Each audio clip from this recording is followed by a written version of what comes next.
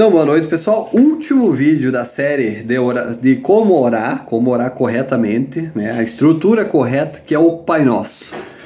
Vamos finalizar. Sexto aspecto. E não nos deixeis cair em tentação, mas livra-nos do mal. São duas coisas, tentação e mal. Vamos começar pela tentação. Como é que ela funciona?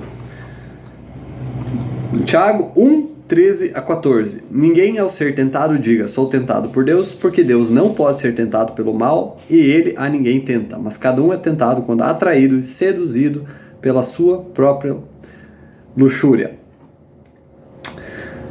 A palavra atraído era um termo de pescadores que significa atraído da segurança ou sair do esconderijo. Então, a tentação vem quando a gente é atraído da segurança que é Deus, ou saímos do seu esconderijo, né? Quando a tentação vem quando algo que a gente deseja começa a nos atrair para longe de Deus. E o versículo 14 diz que é nossa própria luxúria. Então a gente é tentado por coisas que a gente deseja. A Bíblia usa a palavra luxúria ou concupiscência, dependendo da tradução, porque a tradução mais fiel é luxúria, mas deve ser a mesma coisa, eu acho. Enfim, porque é um desejo muito forte. Quanto mais forte o desejo, mais forte a tentação. Luxúria é um desejo mais forte que só o desejo, beleza. A gente tem um desejo por Deus, devemos ter, só que o problema é que a gente também tem desejos por coisas mundanas. E são esses desejos fortes, né, essas luxúrias, que têm a tendência de nos atrair para longe de Deus. Às vezes tu quer ali andar com a famosa galerinha popular da escola, tu tem o desejo por Deus, tu ama Ele, mas também tem o desejo de ser da galera popular. Só que eles estão te levando para longe de Deus. Normalmente é o que acontece. Quer dizer, até porque os cristãos nunca vão ser a galera popular, infelizmente. Quer dizer então que esse tempo todo somos nós que tentamos a nós mesmos? Culpamos demais o diabo nisso tudo e ele não tem culpa nenhuma? Não. O versículo 14 dá essa pista que o diabo tem a sua parte nisso, só que na tradução pro português não se percebe isso tão fácil, porque está escrito assim: mas cada um é tentado quando atraído e seduzido pela sua própria luxúria. Só que na tradução do inglês a gente vê uma ordem mais correta, que é: mas cada um é tentado quando atraído pela sua própria luxúria e seduzido.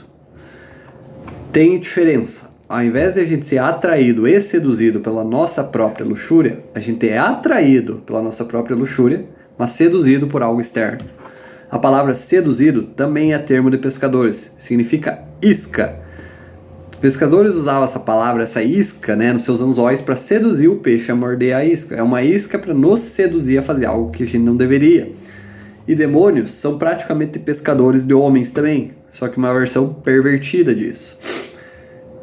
Eles conhecem nossos desejos e usam a isca certa para cada um, né? Eles conhecem os seus peixes, por assim dizer. Então, quando a gente ora a Deus, tem que pedir para Ele nos levar para longe dessas iscas, para longe dos nossos desejos que nos afastam dele.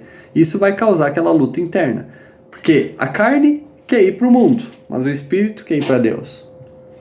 Salmos 25:12. Qual é o homem que teme ao Senhor? Ele o ensinará no caminho que deve escolher. O caminho de Deus sempre vai ser longe das tentações, impedindo de fazer coisas que a gente não deveria. Esse caminho vai nos levar para o lugar certo. Jesus é o caminho, livre-arbítrio, tu escolhe seguir teus desejos carnais ou os desejos de Deus, que são os bons, que Ele sabe o que é bom para nós. A igreja serve para isso, um pastor, um pregador, para ensinar esse caminho, para ajudar a ver esse caminho, andar nele. E percebam o final do versículo, o caminho que deve escolher. Primeiro, escolha. Se escolher Deus, Ele vai te ajudar, vai te guiar, né? E como aplicar isso em oração, então? Primeiro, sendo completamente honesto. Tu sabe tuas fraquezas, Deus sabe melhor ainda. Então não adianta esconder, mesmo que seja vergonhoso falar. Por isso que a gente ora sozinho. Então eu vou deixar um exemplo de oração, como sempre.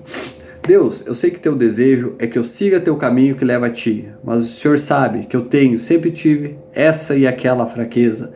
É isso que me tenta todos os dias. Então, Deus, me ajuda a fazer somente as coisas que me mantêm no teu caminho. Me mostra o que eu posso fazer para evitar ir pelo caminho contrário. Me ajuda a não criar essa barreira entre mim e você, Jesus.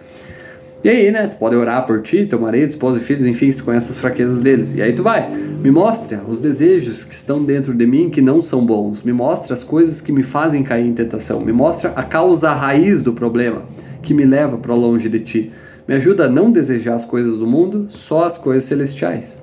E aí, quanto mais honesto tu conseguir ser com Deus, melhor vai ser. E aí a segunda parte que faltou, livra-nos do mal. No original, mal significa qualquer coisa grave, dolorosa ou perversa. Então tu vai estar orando para que Deus te livre de qualquer coisa que possa causar à tua família tristeza, dor ou dano. Tu vai orar por uma cerca ao redor da tua família. Jó 1, 9 a 10. Então Satanás respondeu ao Senhor e disse: porventura Jó teme a Deus em vão? Não fizesse tu uma cerca ao redor dele, ao redor de sua casa e de tudo que ele tem em todos os lados? Tu abençoaste a obra de suas mãos, seus bens se multiplicaram na terra. Todo mundo conhece a história. O diabo não tocava Jó até que Deus permitiu. Então, Jesus nos ensina a orar por essa cerca divina como Jó também devia orar. Ao redor de nós, nossa esposa, marido, filhos, enfim, ora também por anjos para te protegerem, né? Por anjos, não para anjos. Salmos 91, 11. Porque aos seus anjos ele dará ordens a teu respeito para que te guardem em todos os teus caminhos. Salmos 34, 7. O anjo do Senhor acampa-se ao redor dos que o temem e os livra. Então a gente deve orar por essa cerca, por anjos, né? Um acampamento de proteção para nos proteger. E orar para que Deus os instrua sobre como nos proteger. Porque Ele continua sendo o único que sabe o que acontece antes de acontecer. E não só sabe o que vai acontecer, mas sabe também o que poderia acontecer em cada possibilidade, mesmo que não aconteça. Então, por causa disso, Deus sabe exatamente o que fazer para livrar de todo o mal, dor, tristeza, perversidade e assim vai. Mas os anjos não, por isso que a gente pede. Por isso. Exemplo de oração. Deus, obrigado por ser um Deus tão bom, que Ele colocasse cerca de proteção ao redor de mim, da minha família, da minha vida, dos meus bens. E agora oro para que novamente coloque essa proteção. Envia teus anjos para me protegerem e a minha família. Oro para que unja, instrua esses anjos. Mostre não só onde o perigo está, mas onde o perigo vai estar no futuro. Os ensine a manipular situações para que eu, minha esposa, meus filhos, nunca estejamos no mesmo lugar e no mesmo momento que o perigo estará. Se estiver na rua, que eu não atravesse a rua. Se estiver na sala de aula do meu filho, que ele não esteja na sala. Manipule o tempo, o espaço, as pessoas, as circunstâncias, para que o mal nunca encontre minha família. Confio isto a Ti, meu Deus. Então talvez essa oração possa durar mais tempo, né, em certos dias, porque Deus pode estar te falando, ora mais um pouco mais hoje, porque hoje vai ter alguma coisa, ora mais para mim poder te ajudar. E aí tu obedece o Espírito Santo e ele vai agir, né, e vai fazendo conforme Deus te mandar.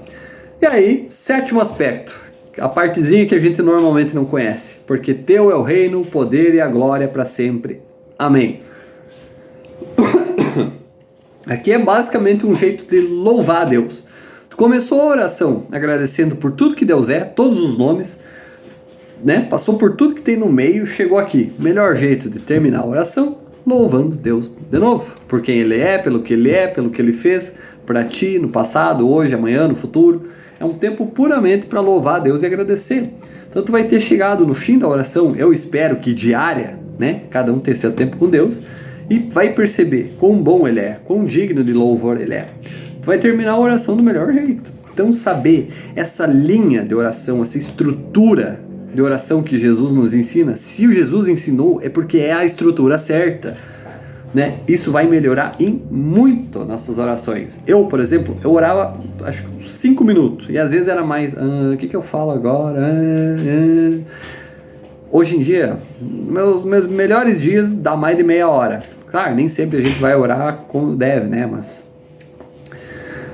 Mas as orações aumentaram muito em qualidade, em tempo, porque eu aprendi a orar do jeito certo, da estrutura certa. O agir de Deus nunca foi tão frequente na minha vida quanto nesse mês. Ontem fechou um mês que eu estou usando essa estrutura completa, que eu estou gravando. Então,